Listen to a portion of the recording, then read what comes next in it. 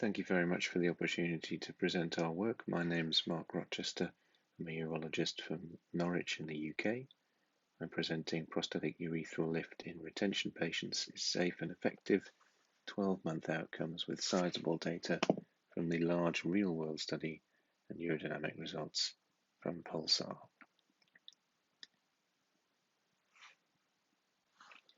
These are my disclosures. Prostatic urethral lift has been shown to deliver safe, rapid and durable relief from symptomatic bladder outflow obstruction, resulting in improvement in quality of life.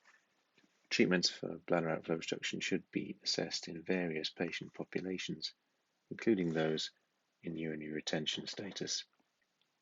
The aim of this study was to assess the performance of prostatic urethral lift in patients with retention related to benign prostatic obstruction through 12 months in both controlled and real-world settings. We looked at men in retention from the prospective PULSAR study, as well as a real-world retrospective registry, and compared symptom outcomes, adverse event rates, and catheterization rates in these two groups. The PULSAR outcomes were further evaluated for urodynamics and erectile function and patient satisfaction.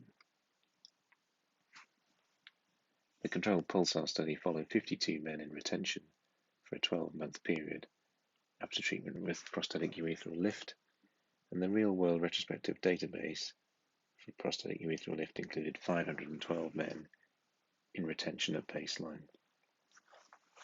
If we look more closely at the PULSAR group, this was a prospective study across 6 sites in the UK with 12 months follow-up. Men who were recruited were over 50, with a diagnosis of BPH, a prostate volume up to 100 cc's, and in acute urinary retention with at least one failed trial of voiding whilst on an alpha blocker. The mean duration of catheterization prior to prostatic urethral lift was 132 days, and 40% of these men had a background of low urinary tract symptoms for at least 6 years. In contrast, the real-world retrospective registry study was a data review of 3,226 prostatic urethral lift cases across 22 sites in the US, UK and Australia over a 3-year period from 2017 to March 2020. Of those men, the subset of men in retention at baseline with at least one IPSS score at follow-up were included in this study, and there were 512 men meeting those criteria. 60% of the real-world retention subjects were catheterized for less than 30 days prior to their surgery. So therefore, at baseline, there were no significant differences in age, prostate volume, number of implants used between these two groups. And these are the results.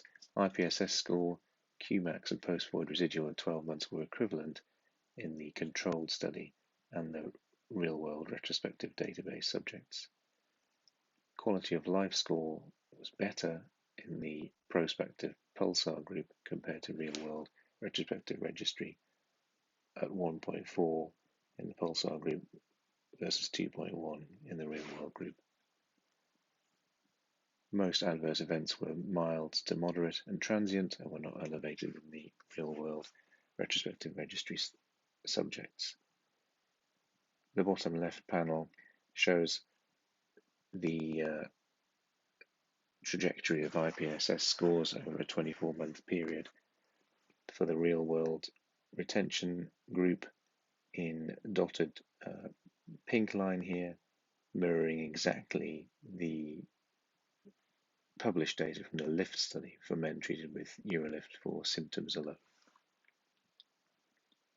Catheter-free rates were slightly higher for the real-world retrospective study group, both at the 1 month and the longest available follow-up, being 60% for PULSAR at 1 month, rising to 73% for longest available, versus 81% catheter-free at 1 month for real-world data, rising to 84% at longest available follow-up.